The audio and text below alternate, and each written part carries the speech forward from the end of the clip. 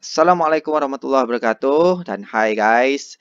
Hari ini kita pergi kepada bahagian yang terakhir iaitu menyelesaikan masalah yang melibatkan graf laju masa.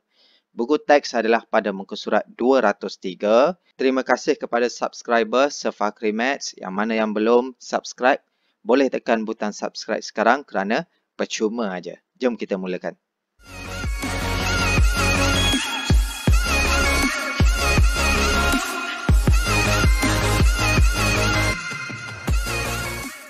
Okey, kita pergi kepada buku teks muka surat 205. Kita nak selesaikan soalan praktis kendiri 7.2D.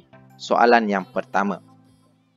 Graf laju masa di sebelah menunjukkan gerakan kereta Dion Johan untuk tempoh 16 saat. Okey, ini adalah gerakan kereta Encik Dion Johan. Okey, A.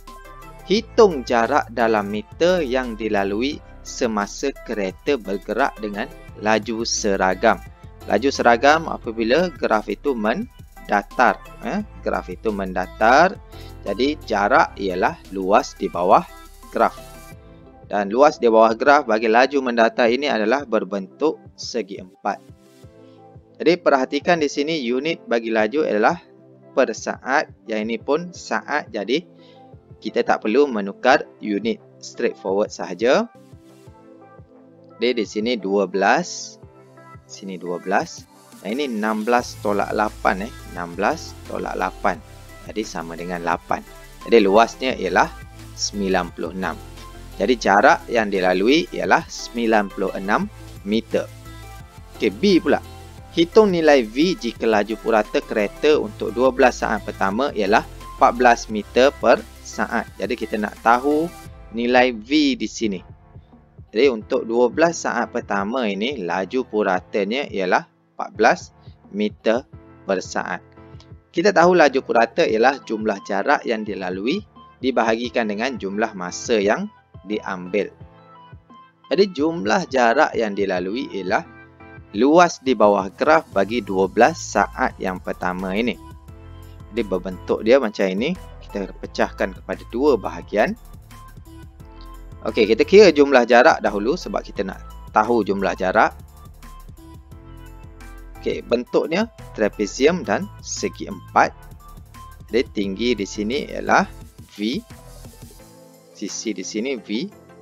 Sisi di sini 12. Dan di bawah ini 8. Ini sama 12, 4. Jadi kita kira jumlah jarak adalah untuk trapezium 1/2, 12 tambah V didarabkan dengan 8 ditambahkan dengan 12 darab 4 sebab dia bentuk segi 4 saja.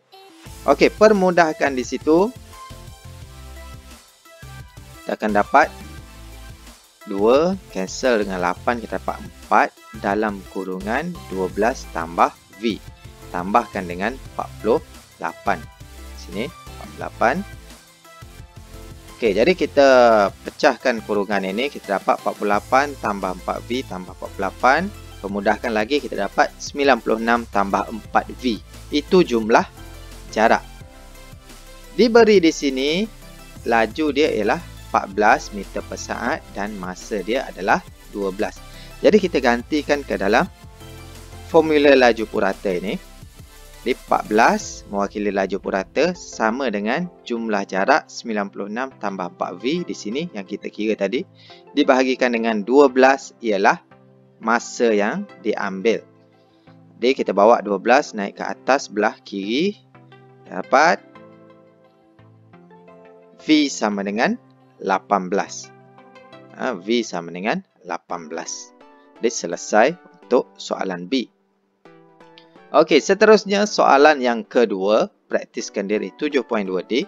Graf laju masa di sebelah mewakili gerakan motosikal yang dipandu oleh Abid Lusang untuk tempoh T saat. Okey, jadi dari 0 ke T saat. T ini mesti lebih pada 7, confirm. Okey. Hitung nyah pecutan gerakan dalam MS-2. Okey, sebelum itu kita tengok sini unit S. Di sini pun unit saat. Jadi tak perlu pertukaran unit. Okey, nyah pecutan berlaku apabila kecerunan negatif di sini. Nyah pecutan diwakili oleh kecerunan negatif di sini. Okey, jadi kita guna rumus kecerunan. Dapat 12 tolak 8 per 3 tolak 7. Kita dapat negatif 1 ms negatif 2. Ataupun kita boleh tulis nyah pecutan sama dengan 1 ms negatif 2. Kalau kita tulis pecutan sama dengan negatif 1 ms negatif 2. Okey. Hati-hati di sini ya. Cara penulisan itu membuatkan awak salah. Tetapi awak pandai kira. Tapi salah awak tulis, salah jawapan awak. Okey, jarak dalam meter semasa kadar perubahan laju terhadap masa bernilai positif. Okey, ini positif jarak. Jadi luas di bawah graf. Kadar perubahan laju terhadap masa positif maksudnya pecutan positif. Jadi jarak mewakili luas di bawah graf. Okey, di sini bentuk dia trapezium.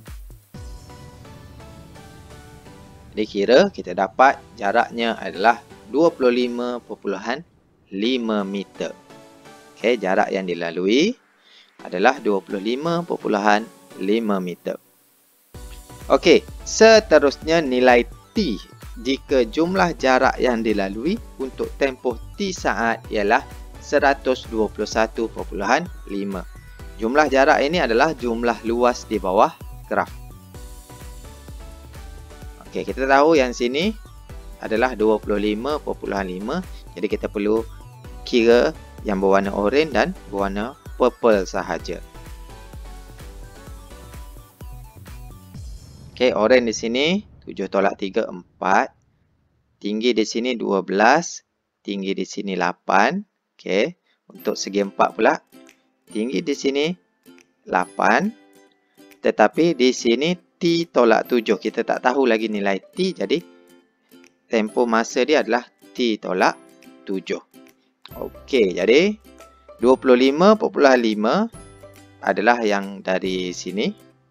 1/2 darab 12 tambah 8 darab 4 untuk luas kawasan oranye ini. Dan akhir sekali, segi 4, 8 darab T tolak 7. Bersamaan dengan 121.5 iaitu jumlah jarak.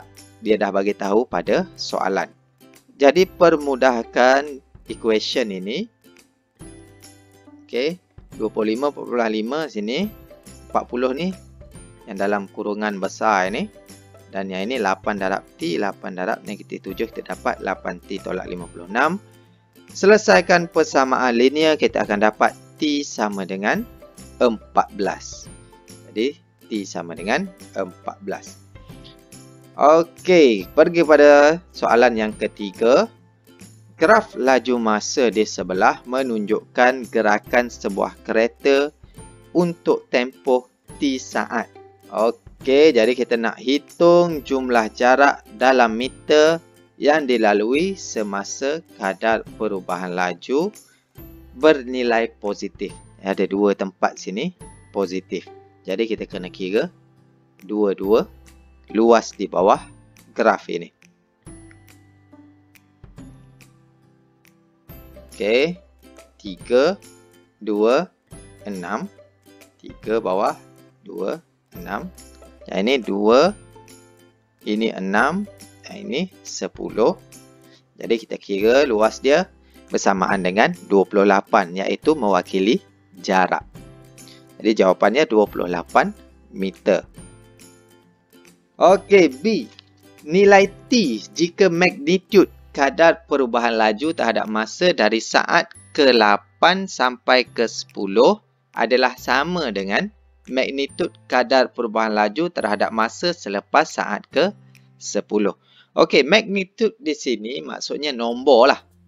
Dalam erti kata lain, nombor. Kita tahu yang ini kecerunan positif, yang ini kecerunan negatif. Okey, kalau kecerunan di sini ialah 2, yang di sini ialah negatif 2. Okey, itu maksudnya magnitude itu. 2 itu adalah magnitude dia. Okey, jadi penyelesaian dia, magnitud tiada arah, abaikan tanda positif atau negatif. Okey, contohnya saya ulang sekali lagi contoh. Kalau kecerunan sini 5, kalau kecerunan sini negatif 5. Sebab dia bagi tahu magnitud sama, arah saja yang berbeza. Yang ni positif, yang ni negatif. Okey, jadi kita buat persamaan untuk kecerunan positif ini. Kita tahu nilai dia, kita boleh cari sebab kita ada 2 titik. 10/6 per 10/8 sama dengan 2 pecutan ya. Okey, untuk yang ini kita tak boleh kira, tetapi kita tahu nilai kecerunan di sini adalah negatif 2. Sebab dari sini 2, di sini adalah negatif 2. Jadi kita kira di sini 10 tolak 0 per dengan 10 tolak T sama dengan negatif 2. Jadi kita selesaikan persamaan linear itu, kita dapat T sama dengan 15. Okey, itu sahaja. Terima kasih. Jadi awak selesai untuk bab 7. Dan jika awak tertinggal, boleh ke ruang description. Ini adalah semua video yang ada, jadi boleh tengok. Dan jangan lupa ke sirfakri.com untuk video-video topik yang lain. Terima kasih.